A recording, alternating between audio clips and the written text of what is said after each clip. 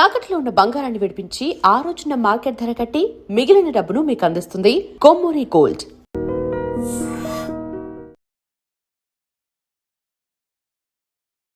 నమస్తే, నేను Kavitha. Welcome to I dream news and నిజాలు. మహారాష్ట్ర డిప్యూటీ సీఎం అజిత్ పవార్ అకాల మరణంతో ఇప్పుడు అక్కడ రాజకీయంగా శూన్యత ఏర్పడింది అనేటువంటి అభిప్రాయాలు ఎందుకు వ్యక్తమవుతున్నాయి? మహాయుతి ఆధ్వర్యంలోనే మహారాష్ట్రలో ప్రభుత్వం ఏర్పడ్డ తర్వాత ప్రభుత్వానికి ఏదైనా ప్రాబ్లం అవుతుందా అనేటువంటి అనుమానాలు కూడా ఎందుకు వస్తున్నాయి? అజిత్ పవార్ వారసులు ఎవరు? ఆ తర్వాత అజిత్ పవార్ పార్టీ ఎన్సీపీ శరద్ పవార్ పార్టీలో ఏమైనా కలవబోతోందా? బోల్డ్ అన్ని క్వశ్చన్స్ ఇప్పుడు సడన్గా ఎదురవుతున్నాయి. మనతో పాటుగా ఉన్నారు సీనియర్ జర్నలిస్ట్ సురేష్ కొచ్చాతిల్ గారు. సార్ నమస్తే. సో సడన్ డెత్ అనేది అనుకోని ప్రమాదంలో అజిత్ పవార్ మరణించిన తర్వాత బోల్డ్ అని క్వశ్చన్స్ వస్తున్నాయి. అందులో ఫస్ట్ కనిపిస్తోంది మహాయుతి ఆధ్వర్యంలో ఏర్పడినటువంటి ప్రభుత్వం మేజర్ కీ రోల్ ప్లే చేస్తున్నటువంటి పవార్ మరణం తర్వాత గవర్నమెంట్ ఉంటుందా, డీస్టెబిలైజ్ అయిపోతుందా? ఎందుకని ఆ వాదన వస్తుంది? గవర్నమెంట్ డీస్టెబిలైజ్ కాదు, ఎందుకంటే బీజేపీకి ఆల్మోస్ట్ వాళ్ళు ఆన్ దర్ ఓన్ మెజారిటీ ఉంది. అసలు అక్కడ 288 అసెంబ్లీ సీట్స్ ఉన్న మహారాష్ట్రలో బీజేపీకి 131 ఆల్రెడీ ఉంది. 140 అయిపోతే వాళ్ళకి మెజారిటీ వచ్చేసి 142 దాకా. So that is very easy. Already Shivsena దగ్గర 57 సీట్లు ఉన్నాయి. So they are comfortable majority. Problem ఎన్సీపీకి రాబోతుంది. అంటే అజిత్ పవార్ ఎన్సీపీకి వాళ్ళ దగ్గర 40 మంది ఎమ్మెల్యేలు ఉన్నారు. ఆ ఎమ్మెల్యేలు ఇప్పుడు ఎక్కడికి వెళ్తారు? ఎందుకంటే శరద్ పవార్ గ్రూప్ దగ్గర 10 ఎమ్మెల్యేలు ఉన్నారు. ఇద్దరు కలిస్తే 50. వీళ్ళిద్దరు కలిసి పూణే అండ్ పింప్రీ చించ్వాడ్లో ఎలక్షన్ అలయన్స్గా పోటీ చేశారు first time after the split. అది పెద్ద న్యూస్ అయింది. అది బీజేపీ కూడా చాలా అది పెద్ద ఒక ఈగో ప్రాబ్లంగా తీసుకున్నారు. సరే నువ్వు ఇంత పని చేస్తా, నిన్ను కూడా చూపిస్తావు అని చెప్పి. మహారాష్ట్ర పాలిటిక్స్ డబ్బులతోనే నడుస్తుంది, మన తెలంగాణ ఆంధ్ర లాగానే. మీకు ఈ డబ్బులు ఎక్కువ కేరళలో కనిపించదు, తమిళనాడులో ఉంది కానీ ఇంత పెద్ద డబ్బులు. ఇక్కడ ఒక సర్పంచ్ ఎలక్షన్కే కోట్లు ఖర్చు పెడతారు మన దగ్గర. అట్లనే మహారాష్ట్రలో కూడా హార్స్ ట్రేడింగ్ అనేది ఎక్కువ చూసాం. హార్స్ ట్రేడింగ్ కన్నా ఎక్కువ అక్కడ హార్స్ ట్రేడింగ్ ఎక్కువ ఉండదు. అక్కడ ఉన్నది ఏంటంటే డబ్బులు, మనీ పవర్. ఎలక్షన్లో అంటే మీ ఒపోనెంట్ కన్నా మీరు 100 సార్లు ఎక్కువ ఖర్చు పెడతారు. వాడు పోస్టర్లు ఒక్కటి కనిపించదు, మీ పోస్టర్లు ఎక్కడ తిరిగితే గల్లీలో ఉంటుంది. ఎక్కడ చూసినా ఫ్లెక్స్ ఉంటుంది, ఎక్కడ చూసినా వీడియోలు ఉంటుంది, పబ్లిక్ మీటింగ్ ఉంటుంది. ఇదన్నీ నడుస్తుంది. లాస్ట్లో ఎలక్షన్ రోజు డబ్బులు కూడా ఇస్తారు. అది మన దగ్గర కూడా జరుగుతుంది. కానీ అజిత్ పవార్ అనే ఒక వ్యక్తి 7 సార్లు డిప్యూటీ సీఎం ఉన్న తర్వాత కూడా ఆయన చాలాసార్లు చెప్పాను, నాకు ముఖ్యమంత్రి కావాలన్నా, నాకు ఫైనల్ ఏం నా లైఫ్లో ముఖ్యమంత్రి అని. ఎప్పుడు యూనియన్ క్యాబినెట్ గురించి మాట్లాడలేదు. ఇన్ఫ్యాక్ట్ వాళ్ళ అంకుల్ శరద్ పవార్ ఆయన నేషనల్ లెవెల్లో కూడా పాలిటిక్స్లో ఉన్నప్పుడు, బిఫోర్ దిస్ పార్టీ స్ప్లిట్ యునైటెడ్గా ఉన్నప్పుడు ఎన్సీపీలో, అజిత్ పవార్కి ఎప్పుడు బారామతిని ఆయన సొంత ఇల్లు అక్కడే కదా, ఈజ్ హోమ్ టౌన్ అని చెప్పొచ్చు. అక్కడే ఆయనది మొత్తం పాలిటిక్స్ అక్కడి నుంచి ఉంది. అఫ్కోర్స్ 1999లో 1999లో he started his politics with Pune municipal corporation. నాకు గుర్తున్నట్లుంది అది. Yes, Pune municipal corporation. అక్కడి నుంచి మొదలైన పాలిటిక్స్ ఇది అజిత్ పవార్ది. ఆయనకు ప్రాబ్లం ఎక్కడ వచ్చిందంటే, ఒక చాలా పెద్ద మనిషి ఉన్నప్పుడు, పెద్ద చెట్టు ఉన్నప్పుడు దాని కింద ఒక చిన్న చెట్టు ఎప్పుడు సర్వే కాదు. ఆయనకు ఎప్పుడు తెలుసు అది. శరద్ పవార్ గారు ఏ రోజు పోతారో అని చాలామంది చూస్తూనే ఉన్నారు. Is already 85. ఆయనకు హెల్త్ బాగాలేదు చాలా సంవత్సరాల నుంచి. కూతురు సుప్రియ సూలేకి అయితే అంత ఇంట్రెస్ట్ లేదు. ఆమె ఏదో లోక్సభలో కాంటెస్ట్ చేసిన, ఈసారి ఓడిపోయింది ఆమె యాక్చువల్లీ బారామతి నుంచి. సో అట్లాంటి పొజిషన్లో ఉన్నప్పుడు కూడా ఆమె ఎంపీగా, రాజ్యసభ ఎంపీగా అట్లా ఉండిపోతుంది అక్కడే. కానీ ఆమెకు కావాల్సిన లీడర్షిప్ క్వాలిటీ లేదు. ఇదొక ప్రాబ్లం ఉంది. సో ఇట్లాంటి పరిస్థితుల్లో ఏం చేయబోతున్నారు అనేది క్వశ్చన్ వస్తుంది. ఎందుకంటే లోక్సభకి మళ్ళీ పోటీ చేసి మళ్ళీ ఎన్నికైన తర్వాత కూడా సుప్రియ సూలేకి ఆ మెజారిటీ ఎప్పుడు రావట్లేదు. ఒక కాన్ఫిడెన్స్ లేదు పార్టీలో that she can lead. Ajit Pawar తర్వాత పార్టీలో చాలామంది నేతలు ఉన్నారు.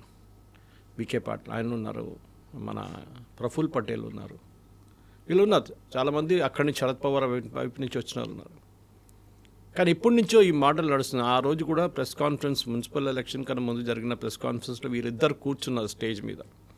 సుప్రియ సూలే అండ్ అజిత్ పవార్. అప్పుడు చాలామంది ప్రెస్ వాళ్ళు అడిగారు, మీ ఫార్మర్ మర్జర్ మీరు ఎట్లయినా పూణే పోటీ చేస్తున్నారు, పింప్రి చించువాడ్ పోటీ చేస్తున్నారు అలయన్స్లో, మర్జర్ ఎప్పుడు జరుగుతుంది అంటే చూడండి everything will happen at its time అన్నారు. ఇప్పుడేంటి? That's a question everybody is asking. ఎందుకంటే అజిత్ పవార్ని రీప్లేస్ చేయలేము, ప్రఫుల్ పటేల్ కూడా కేపబిలిటీ లేదు, పార్టీలో ఉన్న మిగతా లీడర్స్ కూడా కేపబిలిటీ లేదు. ఒక టైంలో పవార్స్కి ఒకటే ఛాలెంజ్ ఉండే పూణేలో, మనందరు తెలిసింది అది, సురేష్ కల్మాడి. ఈ వాజ్ అనదర్ పూణేట్ కాంగ్రెస్ మెన్. వీళ్ళిద్దరితో పోటీ పడడానికి కేపబుల్గా ఉన్న మనిషి ఆయన ఒక్కరే ఉన్నారనమాట. కానీ కల్మాడి దాని తర్వాత కామన్వెల్త్ గేమ్స్లో ఇరుక్కుపోయిన తర్వాత, ఆ స్కామ్లో ఇరుక్కుపోయిన తర్వాత ఆయన పొలిటికల్ ఫ్యూచర్ ఫినిష్ అయిపోయింది. మొన్ననే ఆయన చనిపోయారు. మహారాష్ట్ర పాలిటిక్స్లో కొన్ని టర్నింగ్ పాయింట్స్ ఉంది, ఎప్పుడైనా చూడండి Kavitha garu. Pramod Mahajan who could have been a prime minister one day 100%. Modi garu వచ్చాకన్నా ఎంతో ముందు ప్రమోద్ మహాజన్ గారి గురించి మాట్లాడతారు. అంటే ఒక గో గెటర్, ఏం చెప్తారు, పార్టీలో ఫైనాన్స్ తీసుకురావడం, డబ్బులు తీసుకురావడంలో, పార్టీని మేనేజ్ చేయడంలో బ్యాక్ రూమ్ బాయ్ అంటారు చూడండి. Pramod Mahajan was that. Unfortunately వాళ్ళ ఓన్ బ్రదర్ ఆయన్ని చంపారు. చనిపోయిన తర్వాత అక్కడ ఒక మలుపు తిరిగింది మహారాష్ట్ర పాలిటిక్స్లో. Gopinath Munde again potential CM candidate, yes, but more than CM. ఆయన నేషనల్ లెవెల్లో మోదీ గారు తీసుకొచ్చి ఫస్ట్ మోదీ క్యాబినెట్లో మినిస్టర్గా ఉన్నప్పుడే ఒక ట్రాఫిక్ యాక్సిడెంట్ చనిపోయారు. ఆయన రోడ్ యాక్సిడెంట్లో పోయారు. అక్కడ కూడా Maharashtra politics turn on it side. ఈ ఇద్దరు పెద్ద లీడర్స్ బీజేపీని రిప్రజెంట్ చేస్తుండే ఆ టైం. అప్పుడు ఫడ్నవీస్ గారు ఎక్కడ లేరు అప్పుడు. ఇప్పుడు చూడండి, ఐ మీన్ లైఫ్లో కొన్ని మూమెంట్స్ వస్తుంది అట్లాంటివి. అన్ఎక్స్పెక్టెడ్గా ఎవరిదో మరణంకి మీకు బెనిఫిట్ వస్తుంది. అట్లనే ఫడ్నవీస్ గారు came from absolute nobody, from fashion model నుంచి ఆయన ఒక పొలిటికల్ లీడర్గా మారారు. అఫ్కోర్స్ వాళ్ళ father was big time RSS ప్రచారకు ఉండే, ఆయన పొలిటిక్స్లో ఉండే టాలెంట్. కానీ ఇప్పుడు ఏం జరగబోతుందని అందరు అడిగే ప్రశ్న. ఎందుకంటే ఎన్సీపీ అనే ఒక పార్టీ కాంగ్రెస్ నుంచి బయటకు వచ్చిన party. Sonia Gandhi is Italian అని చెప్పి, నేను ఇటాలియన్ వాళ్ళ పార్టీలో ఉండనని చెప్పి బయటకు వచ్చిన మనిషి Sharad Pawar. That is why set up NCP. అదే ప్రాబ్లం మమతా బెనర్జీ కూడా ఉండే. అఫ్కోర్స్ ఆమె పాలిటిక్స్ సపరేట్ ఉండే. అక్కడ కాంగ్రెస్ వెస్ట్ బెంగాల్లో ఆమె అకార్డింగ్ టు హర్ పనికిరాని వాళ్ళు ఉన్నారు అక్కడ కాంగ్రెస్లో. ఎవడు పనిచేయడు, యూజ్లెస్ ఫెలో, సిపిఎంని ట్యాకిల్ చేయలేరు, నేనే పార్టీ పెట్టుకుంటా అని చెప్పి ఆమె కాంగ్రెస్ నుంచి స్ప్లిట్ అయ్యి వచ్చి తృణమూల్ కాంగ్రెస్ పెట్టుకుంది. ఇక్కడేమో నేషనలిస్ట్ కాంగ్రెస్ పార్టీ పెట్టుకున్నారు. కానీ మహారాష్ట్ర పాలిటిక్స్లో చూస్తే శరద్ పవార్ గారి ఇన్ఫ్లుయెన్స్ ఒక 2010 దాకా చాలా మటుకు ఉండే. 2014 కూడా చెప్పొచ్చు, మోదీ గారు వచ్చేదాకా. మోదీ గారు వచ్చారు, దాని తర్వాత దానికన్నా ముందు Pramod Mahajan death and then Gopinath Munde చనిపోయిన తర్వాత మహారాష్ట్ర పాలిటిక్స్లో కొన్ని రోజులు శరద్ పవార్ ఇన్ఫ్లుయెన్స్ ఉండే. బట్ ఆయన నేషనల్ లెవెల్లో బిజీ అయిపోయారు. అక్కడున్న మినిస్టర్షిప్, అక్కడున్న ప్రాబ్లం. ఇక్కడేమో లోకల్ లెవెల్లో అజిత్ పవార్ గారు చూసుకున్నారు మొత్తం పార్టీని అంతా. ఆయనకు అందరు అంటారు ఆయనది ఫస్ట్ కేపబిలిటీ ఏంటంటే, అది మోస్ట్ పొలిటికల్ లీడర్స్కి ఉందనుకోండి. మీరు ఎవరైనా పొలిటికల్ లీడర్ ఇంటికి వెళ్తే ఒక 200 మంది బయట కనిపిస్తారు. అండ్ ఆఫన్ మీరు చూస్తారు వాళ్ళు పేరు పిలిచి మాట్లాడతారు. ఆ కనెక్ట్ ఉంటుంది చాలామందికి. అది even he had it. Even బారామతికి వెళ్ళినా కానీ, ఇప్పుడు కూడా ఈ నిన్న ఎయిర్ క్రాష్ జరిగిన దానికి ఒక పబ్లిక్ మీటింగ్కి వెళ్తున్నారు ఆయన. 3-4 మీటింగ్ మన ఇక్కడ జిల్లా పరిషత్ ఎలక్షన్స్ రాబోతుంది, దానికోసం వెళ్ళారన్నమాట. క్యాండిడేట్ సెలెక్షన్ కూడా చేసుకున్నారంట, ఇంకా ఎలక్షన్ అనౌన్స్ చేయలేదు ఇంకా. అంతా ప్రిపరేషన్లు ఉన్నారు ఆయన. బహుశా బీజేపీ నుంచి బయటకు వచ్చేస్తారని అనుకున్న చాలామంది ఉన్నారు, ఉండొచ్చు. ఎందుకంటే మీకు గుర్తుంటుంది కవిత, దీనికన్నా ముందు ఒక 1996లో స్ప్లిట్ అయింది ఈ పార్టీ యాక్చువల్లీ, అప్పుడు ఆ టైంలో కాంగ్రెస్ నుంచి. కానీ అది దానికన్నా ముందున్న దాన్ని చూస్తే కూడా వీలో నడిమిట్లో ఒక difference of opinion, Sharad Pawar and Praful Patel and Ajit Pawar. అంటే అగ్రెసివ్ గారు మీరు బీజేపీ వైపు వెళ్ళాలని చెప్పి ప్రఫుల్ పటేల్ అండ్ అజిత్ పవార్ ఎప్పటి నుంచో శరద్ పవార్కి చెప్తున్నారు. మనం చూసాం అప్పుడు ఒక రాత్రి 1 గంటకు స్వేరింగ్ ఇన్ సెరమనీ జరిగింది ఒకటి. ఆ టైంలో అందరు అనుకున్నారు ఏంటంటే, అప్పుడు శరద్ పవార్ గారు ఏం చెప్పారంటే, నేను మీ వైపు వచ్చేస్తాను అని చెప్పి హీ అగ్రీ టు ఇట్. అంటే బీజేపీ వైపు నేను వచ్చేస్తాను, అలయన్స్లో వెళ్దామని చెప్పి ప్రఫుల్ పటేల్ని అజిత్ పవార్ గారిని పంపించి ఆ రోజు రాత్రి ప్రమాణ స్వీకారం చేయించిన దేవేంద్ర ఫడ్నవీస్ ముఖ్యమంత్రిగా. అప్పుడు షిండే లేరు ఎక్వేషన్లో. Shivsena was united Shivsena. కానీ ఆ పార్టీ మనకు తెలిసింది, ఆ గవర్నమెంట్ పడిపోయింది అప్పుడే, కొన్ని రోజుల్లో పడిపోయింది. ఎందుకంటే శరద్ పవార్ గారు సడన్లీ డెవలప్డ్ కోల్డ్ ఫీట్ అంటాం ఇంగ్లీష్లో, అంటే నేను సడన్గా వద్దు ఆ డిసిషన్ ఆయన రిటర్న్ తీసుకున్నారనమాట. ఎప్పుడు అజిత్ పవార్ గారికి ఒకటే ఏముండే లైఫ్లో, నేను ఒక్కరోజు మహారాష్ట్ర ముఖ్యమంత్రి కుర్చీలో కూర్చోనుండే. అది I think with his death అది కూడా పోయిందన్నమాట. కొంతమందికి ఉంటుంది, అది ఏం చేయలేం. కానీ ఇట్లాంటి చాలా మటుకు మనం చూసాం. ఎప్పుడైనా ఇట్లాంటి న్యాచురల్ యాక్సిడెంట్స్ కాకుండా, న్యాచురల్ ఇన్సిడెంట్స్ కాకుండా ఇట్లాంటి యాక్సిడెంట్స్ జరిగినప్పుడు ఆ స్టేట్ది హిస్టరీ మారిపోతుంది. రాజశేఖర్ రెడ్డి గారు చనిపోయినప్పుడు ఎవరు అనుకోలేదు, అప్పుడు దాకా he was all powerful. Rajasekhar Reddy గారు ఉంటుండే మరి తెలంగాణ రాకపోతుండే, అబ్సల్యూట్లీ ఇంపాసిబుల్. అండ్ అంత టఫ్ యాటిట్యూడ్ మెయింటైన్ చేయ, ఈవెన్ సోనియా గాంధీని కౌంటర్ చేస్తుండే ఆయన. అట్లాంటి దాంట్లో మనం చూసి చాలా మటుకు ముఖ్యమంత్రులు, but even tall political leader Madhavarao Scindia, Rajesh pilot, ఇట్లాంటి వాళ్ళు చాలామంది దే జస్ట్ పాస్డ్ అవే. ఎందుకంటే మహారాష్ట్ర పాలిటిక్స్లో till about 2000 Chhagan Bhujbal was number 2 in the politics అక్కడ. అప్పుడు అజిత్ పవార్ గారికి రోల్ లేదు. శరద్ పవార్ తర్వాత ఛగన్ భుజ్బల్ ఉండే. కానీ అజిత్ పవార్ గారు తర్వాత వచ్చిన తర్వాత, ఛగన్ భుజ్బల్ రిట్రీట్ అయిపోయిన తర్వాత అజిత్ పవార్ రాగానే ఆయన మీద ఉన్న స్కాండల్స్ మొదలైంది. మనందరూ తెలిసింది ఆదర్శ్ హౌసింగ్ స్కామ్ ఒకటి. దాని తర్వాత మొన్న జరిగిన 2-3 పెద్ద కుంభకోణంలో ఆయన పేరు వచ్చింది. ఇరిగేషన్ స్కామ్లో 72,000 కోట్లు స్కామ్ అని చెప్పేసి ఆ కేసు ఇంకా నడుస్తుంది. వాళ్ళ కొడుకు ఒక ల్యాండ్ కన్వర్జన్లో ఇరుక్కుపోయి ఆ కేసు కూడా ఇప్పుడు ఉంది. ఇదన్నీ ఉన్నప్పుడు కూడా ఆయన ఒక గోగెటర్. ఇవాళ ఓడిపోతే కొంతమంది ఏడుచుకుంటే కూర్చుంటారు కొన్ని రోజులకి. ఆయన నెక్స్ట్ డే మొదలు పెట్టానంట, చలో బారామతి వెళ్దాం, మనం జిల్లా పరిషత్ ఎలక్షన్ చూసుకుందాం ఈసారి. అండ్ జిల్లా పరిషత్లు కూడా it was not in alliance with BJP, సపరేట్గా. దానికోసం చాలా మటుకు కాన్స్పిరసీ థియరీస్ నడుస్తున్నాయి. మమతా బెనర్జీ ఒకటి అంటుంది, వాళ్ళ సర్వైవింగ్ ఫ్యామిలీలో ఎవరో చనిపోయిన 5గురిలో ఎవరో ఒక ఫ్యామిలీ వాళ్ళు, I don't remember who it was, వాళ్ళు రిక్వెస్ట్ చేశారంటే ఎంక్వైరీ కావాలని చెప్పి. ఫ్లైట్ అటెండెంట్ వాళ్ళ ఫ్యామిలీ. సో అజిత్ పవార్ మహాయుతి నుంచి బయటికి రావాలి అనుకుంటున్నటువంటి టైంలోనే ఇలా ఎందుకు జరిగింది? అది నేను ఇంకో టెలివిజన్ ఛానల్ ఇంటర్వ్యూలో నేను చెప్పాను నేను దీని గురించి. అదేం జరిగిందంటే, మహారాష్ట్రలో ఈ మున్సిపల్ ఎలక్షన్ వచ్చిన తర్వాత షిండే ఈ మహారాష్ట్ర బృహన్ ముంబైలో మేయర్ కావాలని చెప్పి వాళ్ళ పార్టీ వైపు నుంచి చాలా మటుకు ట్రై చేస్తున్నారు. తానేలో ఉన్న ఒక టాల్ బీజేపీ లీడర్, ఆయన పేరు నాకు గుర్తు రావట్లేదు, ఈయన ఒపోనెంట్ ఆయన. సో ఆయన ఒక మాట అన్నారు, షిండే నువ్వు ఎక్కువ మాట్లాడకు, ఒకరోజు నిన్ను నామో నిషాన్ లేకుండా మాయం చేసేస్తాను, నీ పార్టీని నిన్ను నామో నిషాన్ లేకుండా మాయం చేస్తున్నారు. ఇప్పుడు అందరూ ఏమంటారు, చెప్పింది ఒకటి జరిగింది ఒకటని. ఆయన చెప్పిందేమో షిండే గురించి, కానీ ఇక్కడ నుంచి మాయమైపోయింది అజిత్ పవార్ గారు. కానీ it's an accident, it's nothing conspiracy, దాంట్లో ఏం లేదు. అన్ని యాక్సిడెంట్స్లో కాన్స్పిరసీ అని చెప్తారు. ఈవెన్ రాజేష్ పైలట్ యాక్సిడెంట్ కూడా అంతే, సంజయ్ గాంధీ గారు చనిపోయినప్పుడు అంతేగా జరిగింది. మాధవరావు సింధియా కూడా ఆల్ కాన్స్పిరసీ థియరీస్ ఉంటుంది. They were all ఒపోజ్ to Sonia Gandhi. దానికోసం వాళ్ళని తీసేశారని చెప్పేసి సీన్ నుంచి. సంజయ్ గాంధీ చనిపోయినప్పుడు కూడా చాలా అలిగేషన్స్ ఉన్నాయి. ఇందిరాగాంధీ ఎందుకు వెళ్ళారు ఎయిర్పోర్ట్కి, పాలెం టెక్నికల్ ఏరియాకి వెళ్ళి సంజయ్ గాంధీ పాకెట్లో ఒక చావి ఉండే, ఆ కీ నాకు కావాలని చెప్పి అడిగారంట. అది ఎందుకు అని అడిగారు చాలామంది. కానీ మహారాష్ట్ర పాలిటిక్స్ తిరిగి వస్తే మనం ఇప్పుడున్న దాని ప్రకారం, ఇప్పుడు నా అంచనా ప్రకారం I think merger will happen. ఎందుకంటే ఆన్ దేర్ ఓన్ వాళ్ళు పోటీ చేయలేరు. పాసిబ్లీ కొంతమంది 20 నుంచి 22 మంది ఎమ్మెల్యేలు కాంగ్రెస్ వైపు వెళ్ళరు. అంటే శరద్ పవార్ వైపు వెళ్తే కాంగ్రెస్ తను మర్జ్ చేయాల్సి వస్తుంది. శరద్ పవారే వాళ్ళ పార్టీనే ఒక థాట్ ప్రాసెస్లో ఉన్నారంటే తిరిగి కాంగ్రెస్కి వెళ్దామా, ఒక గర్వాప్సీ లాగా చేద్దామా అని చెప్పేసి. కానీ దీంట్లో ఉన్న చాలామంది ప్రఫుల్ పటేల్తో బయటకు వచ్చిన వాళ్ళు, అజిత్ పవార్తో బయటకు వచ్చిన వాళ్ళు రిటర్న్ కాంగ్రెస్ వైపు వెళ్ళరు. వాళ్ళు బహుశా ఐదర్ ఇండిపెండెంట్గా ఉండిపోతారు, అంటే ఇంకో పార్టీ పెట్టుకుంటారు. లేకుంటే ఎందుకంటే they still hold official party, case నడుస్తుంది ఇంకా సుప్రీంకోర్టులో ఎవరు ఒఫీషియల్ ఎన్సీపీ అని చెప్పి.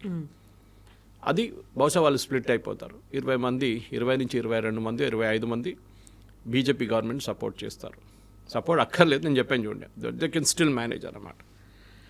ఇట్లాంటి పరిస్థితి ఈ ప్యూర్ పాలిటిక్స్ మహారాష్ట్రలో నడుస్తున్నప్పుడు చాలా మటుకు ఎస్ హూ నెక్స్ట్ అనే ఒక క్వశ్చన్ వస్తుంది. అదే పార్టీలో పక్కన సుప్రియ సులేని పక్కన పెట్టండి, ఎన్సీపీని పక్కన పెట్టండి, Sharad Pawar group with in వీళ్ళ పార్టీలు ఎవరు లేరు ఇప్పుడు. ఇప్పుడు అజిత్ పవార్ వాళ్ళ ఆవిడ కూడా రాజ్యసభ ఎంపీగా ఉన్నారు, తను సునేత్ర, తను ఎంపీగా ఉన్నారు. తనేమన్నా వారసురాలు అవుతుందా, తనేమన్నా పార్టీని లీడ్ చేస్తుందా? దాంతోపాటుగా అజిత్ పవార్ వాళ్ళ అబ్బాయి కూడా is he capable of doing that, taking that responsibility అనేది ఒకటి వస్తుంది. ఒక కొడుకు అయితే పాలిటిక్స్లో ఉన్నారు, అదర్ గా ఇస్ నాట్ ఇంట్రెస్టెడ్, పాలిటిక్స్ లేరు. కానీ వాళ్ళకి ఆ కేపబిలిటీ లేదు. ఎందుకంటే ఇది మన గాంధీ కుటుంబంలాగా కాదు, అంటే నెహ్రూ కుటుంబంలాగా. ఇన్కేపబుల్ అయితే కూడా వాళ్ళని తీసుకొచ్చి పెట్టిస్తారు. మీకు గుర్తుంటుంది, Rajiv Gandhi was a reluctant politician. ఆయనకు ఇండియన్ ఎయిర్లైన్స్ పైలట్గా ఉన్నారు, ఆయనకు పైలట్ ఆ పని ఆయనకి ఇష్టం ఉండే. కానీ దాని నుంచి సడన్గా ఇందిరాగాంధీ ఆఫ్టర్ సంజయ్ గాంధీ చనిపోయిన తర్వాత రాజీవ్ గాంధీని చాలా ప్రెషర్ పెట్టి తీసుకొచ్చారు. రిలక్టెంట్ పొలిటీషియన్ ఉండే ఆయన. ఒకసారి ఆనెస్ట్గా మాట్లాడుతుండే, నేను 100 రూపాయలు పంపిస్తే 15 రూపాయలు వస్తుంది స్టేట్కి అని చెప్పి అట్లాంటి ఆనెస్ట్ స్టేట్మెంట్స్ చెప్తున్నాయి. అండ్ ఆయన కూడా అన్నారు, చాలాసార్లు అన్నారు ఆయన, ఐఎమ్ రిలక్టెంట్ పొలిటీషియన్. ఇది కూడా అంతే సంగతి ఆగిపోతుంది ఇట్లా చేస్తే. మనం ఎప్పుడైనా ఎవరైనా చనిపోయినప్పుడు, ఇక్కడ మాగడ్డి గోపినాథ్ చనిపోయినప్పుడు వాళ్ళ సతీమణిని ఎమ్మెల్యే క్యాండిడేట్గా పెట్టారు, ఏమైంది, గెలవలేదు. రేపు ఆ సింపతి వేవ్ ఒక నెల 2 నెలలు ఉండొచ్చు, దాని తర్వాత డిసపేట్ అయిపోతుంది, ఉండదు ఎక్కువ రోజు. మనం చూస్తున్న లీడర్షిప్ మెటీరియల్. ఎందుకో ఒక మనిషి 6 నుంచి 7 సార్లు డిప్యూటీ చీఫ్ మినిస్టర్ ఉండడం అంటే తమాషా కాదు. Long time serving deputy CM. Yes. So అట్లాంటి ఒక బారామతి లాంటి ఏరియాని కంట్రోల్ చేయడం, అది చాలా మటుకు కేపబిలిటీ. కానీ ఆయనకు I think physically and mentally ఆయనకు చాలా పెద్ద లాస్ జరిగింది పూణే అండ్ పింప్రి చించ్వాడ ఎలక్షన్లో, ఇప్పుడు జరిగిన మున్సిపల్ ఎలక్షన్లో. అది వాళ్ళ ఏరియా, అది ఇంకెవరు గెలవలేరు అక్కడ. అండ్ బీజేపీ ఏం చేశారో తెలియదు, కానీ డబ్బులు అయితే పెట్టారు విపరీతంగా, దాంట్లో డౌట్ లేదు. BJP out spent everybody. కానీ ఫడ్నవీస్కి ఒక ఛాలెంజ్గా ఉండే, నేను వీళ్ళని వన్స్ అండ్ ఫర్ ఆల్ మాయం చేసేసేయాలని చెప్పేసి పింప్రి చించ్వాడలో కొడితే డెఫినెట్గా దాని ఇంపాక్ట్ బారామతి మీద ఉంటుందని తెలిసిపోయింది వీళ్ళకి. అదే జరిగింది. అండ్ పూణేలో బీజేపీ శివసేన అలయన్స్ లేకుండానే, అంటే షిండే అలయన్స్ లేకుండా వాళ్ళు ఆన్ దర్ ఓన్ మెజారిటీలో వచ్చేసారు. పింప్రి చించ్వాడ కూడా అంతే. పింప్రి చించ్వాడ లైక్ మన జీడిమెట్ల పటాన్ చెరువు ఇండస్ట్రియల్ ఎస్టేట్ లాగా, it is out of Pune industrial area. అది టాటా మోటార్స్ కానీ బజాజ్ కానీ వీళ్ళందరూ అక్కడ ఉంటారు, మ్యానుఫ్యాక్చరింగ్ యూనిట్స్. అది ఎట్లా చేశారని ఇవాళ కూడా ఒక పొలిటికల్ అనలిస్ట్గా నాకు కూడా అర్థం కావట్లేదు. It's absolutely impossible. అది ఏ స్ట్రాటజీ యూజ్ చేశారో ఫడ్నవీస్ గారు మెచ్చుకోవాలి. ఈవెన్ బెటర్ దెన్ మిర్హన్ ముంబై కెన్ స్టిల్ అండర్స్టాండ్. కానీ పూణే అండ్ పింప్రి చించ్వాడతోని ఎన్సీపీ అజిత్ పవార్కి I think it is a death blow అని చెప్తారు ఇంగ్లీష్లో. అది ఒక చావు దెబ్బ అది. దాంతోనే ఆయన కంప్లీట్గా బారామతి వైపు మళ్ళీ వెళ్ళిపోయాడు ఈ ఎలక్షన్లో. సరే, జిల్లా పరిషత్ ఎలక్షన్లో మనం చూపిద్దాం అక్కడ మన ఇన్ఫ్లుయెన్స్ ఏముంటుందని అక్కడికి వెళ్ళి నిన్న యాక్సిడెంట్ జరిగింది.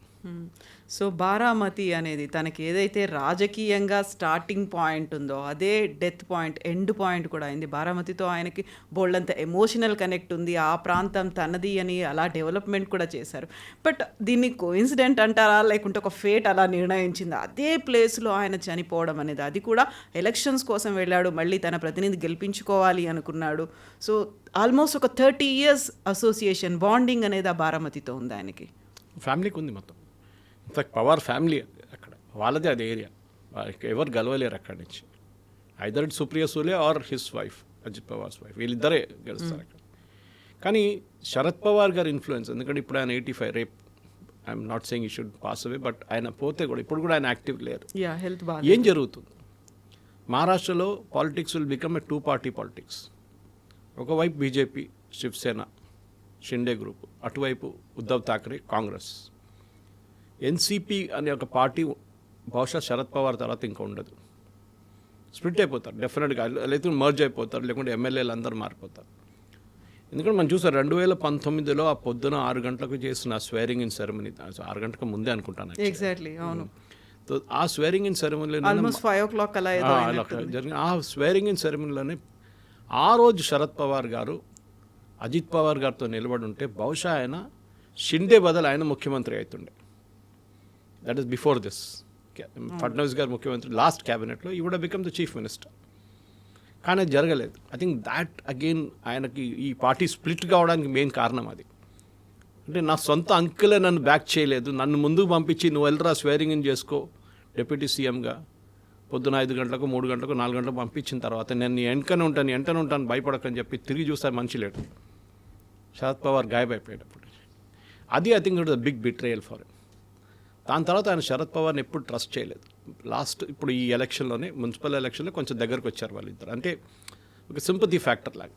ఆయన ఇంకా పాప ఎన్ని రోజులు ఉంటాడో తెలియదు, మన ఇద్దరు కలిసి పోటీ చేద్దామని చెప్పేసి.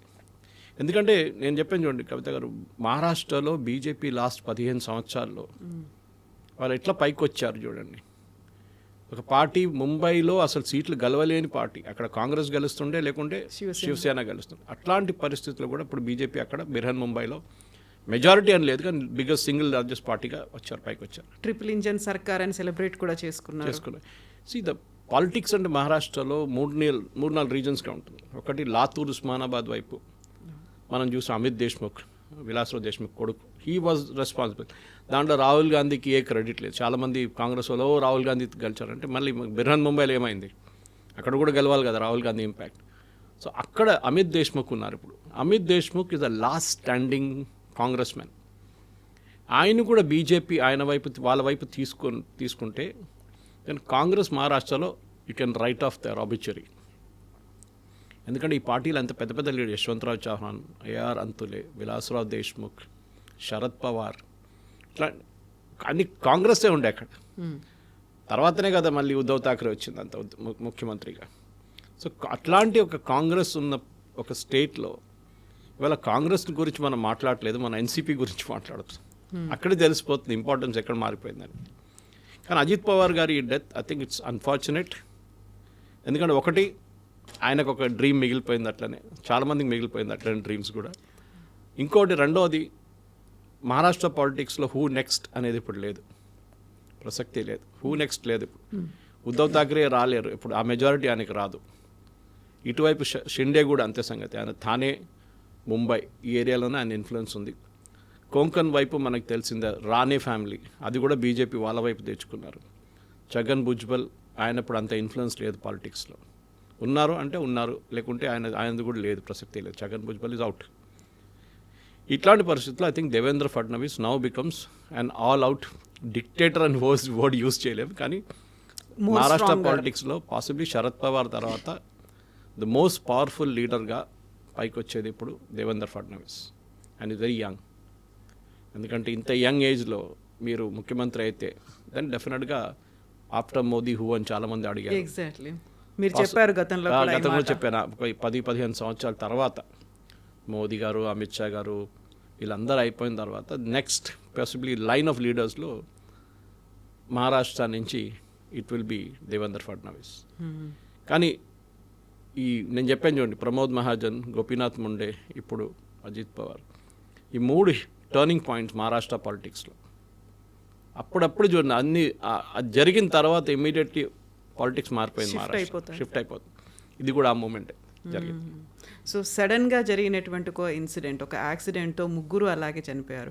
బట్ ఇప్పుడు అజిత్ పవార్ చనిపోయిన తర్వాత చాలా వరకు ఆయనకు ఒక తీరని కళ సీఎం అవ్వాలి అనేది, అదే తన అభిమానుల్లో కూడా ఉంది. దాదా అని పిలుచుకుంటారు, మా దాదా కుడ్ నాట్ బికమ్ సీఎం అనేటువంటి ఒక ఆవేదన కూడా వాళ్ళలో కనిపిస్తుంది. సో ఆయన కళ మాత్రమే కాదు, వీళ్ళ ఆకాంక్ష, వీళ్ళ కళ కూడా అదే, అది ఎప్పటికీ అలాగే బరీ అయిపోయింది. ఇంకా 1999లో పూణే మున్సిపల్ కార్పొరేషన్ నుంచి మొదలైన ఎలక్షన్ గెలిచిన తర్వాత డిప్యూటీ సీఎంగా ఉన్నప్పుడు, ఇప్పుడు ఉన్న క్యాబినెట్లో డిప్యూటీ సీఎంగా ఉన్నారు. కంటిన్యూస్గా ఆయన పాలిటిక్స్ ఎప్పుడు ఒక అసెండెన్సీలో ఉండే, పైకి వెళ్తున్నాను. ఆయన కిందకి ఎప్పుడు ఓడిపోయింది లేదు. సో అట్లాంటి ఒక మనిషిని సడన్గా ఇక్కడ దాకా తీసుకెళ్ళి మిమ్మల్ని డ్రాప్ హిమ్ డౌన్ అంటే ఫేట్ అంటారు, దాన్ని ఇంకేం చెప్పలేం. Sanjay Gandhi was all powerful. Indira Gandhi తర్వాత హూ అని క్వశ్చనే లేకుండే ఆ టైం. ఒక ఏ క్లాస్లో మారిపోయింది మొత్తం, వితిన్ మినిట్స్ గాన్, ఫినిష్డ్. అట్లాంటి ఇన్సిడెంట్స్ చాలా ఉన్నాయి వరల్డ్ హిస్టరీలో కూడా. మీరు చూడండి, లేదని జరగవచ్చు అట్లాంటిది. జాన్ ఎఫ్ కెనడీ అసాసినేషన్ ఉండొచ్చు, ఇటువైపు మహాత్మా గాంధీ అసాసినేషన్ ఉండొచ్చు. అన్ని హిస్టారికల్ టర్నింగ్ పాయింట్స్ ఉంటుంది ఒక్కొక్కటి. అదే బహుశా ఇప్పుడు కూడా అదే జరిగింది. లాల్ బహదూర్ శాస్త్రి గారు టాష్కెంట్లో చనిపోయినప్పుడు. ఎందుకంటే పాలిటిక్స్లో ఇట్ ఈస్ నాట్ లైక్ బిజినెస్లో ఒక కంటిన్యూటీ ప్లాన్ ఉంటుంది, సక్సెషన్ ప్లాన్ ఉంటుంది. మీ తర్వాత ఎవరైనా నెక్స్ట్ మీరు సెలెక్ట్ చేసుకుంటారు ముందే. అది లేదు ఇప్పుడు. అజిత్ పవార్ కూడా సెలెక్ట్ చేయలేకపోయారు. వాళ్ళ కొడుకుని ఇప్పుడే ముందుకు తీసుకొస్తే పార్టీలో చాలామంది ఆబ్జెక్ట్ చేస్తారు, ఆయనకు తెలుసు ఆ కేపబిలిటీ లేదు వాళ్ళ కొడుకులో. సుప్రియా సులేని తీసుకొస్తే ప్రాబ్లం ఏంటి, అజిత్ పవార్ కూడా ఉండలేరు అని చెప్పి అదొకటి వచ్చింది. కానీ Supriya Sule is not a leadership material. కొంతమంది మీరు ఎంపీగా ఉండొచ్చు, మీరు ఒక మినిస్టర్గా ఉండొచ్చు, కానీ లీడర్షిప్ అనేది it's a different cup of tea. Exactly. చాలా వరకు రీజనల్ పార్టీస్ అన్నీ కూడా ఫ్యామిలీ పార్టీస్, కుటుంబ పార్టీలు అనుకున్నప్పటికీ ఒక పెద్ద పోయాడు అంటే ఇమ్మీడియట్గా సక్సెసర్ అనేది లేకపోవడం అనేది యూజువల్గా చెప్పేదే అది. అదే డిఫరెన్స్ నేషనల్ పార్టీలకి రీజనల్ పార్టీలకి. నేషనల్ పార్టీల్లో అంటే చాలామంది లీడర్లు ఉంటారు, రీజనల్ పార్టీ అంటే కుటుంబ సభ్యులే మళ్ళీ లీడ్ చేస్తూ ఉంటారు అనుకున్నప్పుడు ఇక్కడ మళ్ళీ వెతుక్కునే పరిస్థితి లేదు. అంటే మెర్జ్ చేయాలి, లేకుంటే పార్టీయే మాయమైపోతుంది అనేది. ఎవరు లేరు.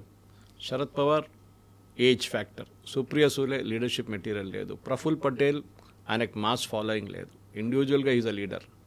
కానీ హూ నెక్స్ట్ అనేది పార్టీలో ఇప్పుడు ప్రాస్పెక్ట్స్ లేదు. బహుశా పార్టీ స్ప్లిట్ అవుతారు, లేకుంటే మర్జ్ అవుతారు. అది ఇప్పుడు ఇమ్మీడియట్ కాదు, బహుశా ఒక 5-6 నెలల తర్వాత దే విల్ బి సంథింగ్, ఏదో ఒకటి జరుగుతుంది. ఇది most probably complete party merge అయి బీజేపీ వైపు వచ్చేస్తారు, లేకుంటే పార్టీ స్ప్లిట్ అయి శరత్ చంద్ర పవార్ పార్టీ అంటే శరద్ పవార్ వాళ్ళ పార్టీ కాంగ్రెస్ వైపు వెళ్ళిపోతుంది. ప్రఫుల్ పటేల్ అండ్ మిగతా వాళ్ళందరూ కలిసి బీజేపీ వైపు వచ్చేస్తారు ఎన్సీపీలో. అది జరగబోతుంది నా అంచనా. అది maybe wheel meet after 5-6 months తర్వాత దీన్ని మళ్ళీ అనలైజ్ చేసినప్పుడు బహుశా ఇది మనం కరెక్ట్ చెప్పామో తప్పైందని చూసుకుందాం. ఆర్ఎల్స్ అక్కడ ఉన్నటువంటి 40 మంది ఎమ్మెల్యేలో ఒక పవర్ఫుల్ ఎవరైనా క్యాండిడేట్ ఉన్నారు అనుకుంటే ఆయన్ని రికమెండ్ చేస్తే ఆయన డిప్యూటీ సీఎం అయ్యే ఛాన్సెస్ ఉంటాయా? అలా లేదు, ఆ పార్టీలో ఎవరు లేరు. I'm looking at one possibility నా. ఇప్పుడు కూడా ఎన్సీపీకి ఒక డిప్యూటీ సీఎం కావాలంటే సుప్రియా సూలే రిజైన్ చేసి, ఎంపీ పదవి రిజైన్ చేసి, she can come in to Maharashtra politics. అప్పుడు ఒక యాక్సెప్టబిలిటీ ఉంటుంది. కానీ ప్రఫుల్ పటేల్ గారిని మళ్ళీ ఆయన్ని తీసుకొచ్చి డిప్యూటీ సీఎం చేస్తే వాళ్ళ పార్టీలోనే పెద్ద రెబెలియన్ రాబోతుంది. జరగదు. ఆ పవార్ అనే పేరు చాలా ఇంపార్టెంట్. అది బహుశా సుప్రియా సూలేతోనే వస్తుంది, అది ఇంకెవరితో రాదు. Yes sir, thank you so much sir. Thank you very much. Thank you. నిజంగా ప్రస్తుతం ఉన్నటువంటి సమాజం దేనికి ప్రయారిటీ ఇస్తుంది? ఆర్థిక సంబంధాల చుట్టూ మాత్రమే తిరుగుతోంది. మళ్ళీ ఎన్నికలంగానే చాలా విరక్తి కలుగుతున్నాం. మంచి అనిపిస్తుంది కదా, లేడీస్ కూడా ఛాలెంజింగ్ జాబ్స్ చేసినప్పుడు చాలా బాగుంటుంది.